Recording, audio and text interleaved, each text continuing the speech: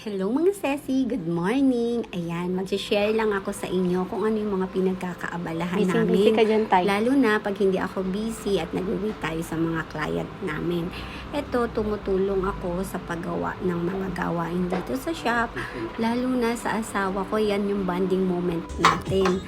Pag may mga dapat gawin, ayan, pinagtutulong-tulungan. Buti na lang, no, may tatay akong very supportive sa ating mga naiisip kasi nga dahil medyo may kamahalan ang pagpapagawa ng signage, kaya puros DIY tayo mga Sesi, kanya-kanyang paraan po. Nagtanong tayo sa iba't ibang ano ng paggawa, medyo mahal siya, ay sayang naman kung ibabayad naman natin, diba? Ay kung kaya naman natin gawin, kaya ayan mga Sesi, yung mga binabayad din sa pagpapaganda. Ang ginagawa ko, ang pagpapaganda naman ng shop natin, clinic ng shop natin. Ayan, talagang hands-on tayo, tinuturuan ako ng asawa ko, ayan, paano magsukat, paano maglagari, diba? Yan ang banding namin, lalo na pag nandito kami sa shop. Siyempre, pakonti-konti, lalo na doon sa mga client natin na simula noon, sinuportahan tayo. Alam nila kung anong itsura ng clinic natin nung nagsisimula pa tayo. Dati, di ba, one bed pa lang. Ngayon, ilang bed na yung meron tayo, mga Sesi ko. Kasi, ginagawa natin to para hindi rin naman mahirapan yung mga client natin, lalo na pag may mga kasama sila pumupunta sa shop. Kaya yun ang priority ko. Pero ngayon, mas priority naman natin yung sa labas, ang pagkakaroon ng magandang signage. Simple lang naman siya. Hindi siya talagang ambitious. Kasi kami lang naman ang gumawa. At saka ako lang naman yung nag-isip ng idea.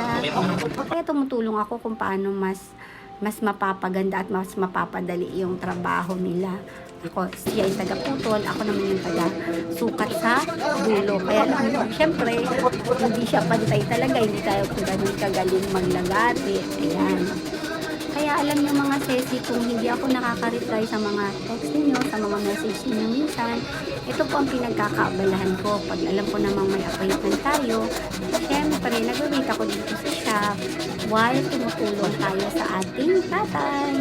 O diba, makahappy na nabubuo natin yung shop natin ng sariling sikap. Lalo na may mga tao tayo sa paligid natin na tumutulong talaga paano natin mapapaganda.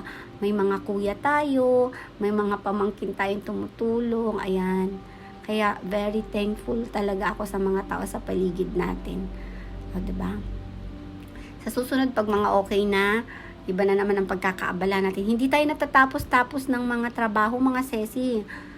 Walang katapusan talaga kung ano ang naiisipan natin. Siyempre, saka ikabubuti naman at ikagaganda ng ating clinic, di ba?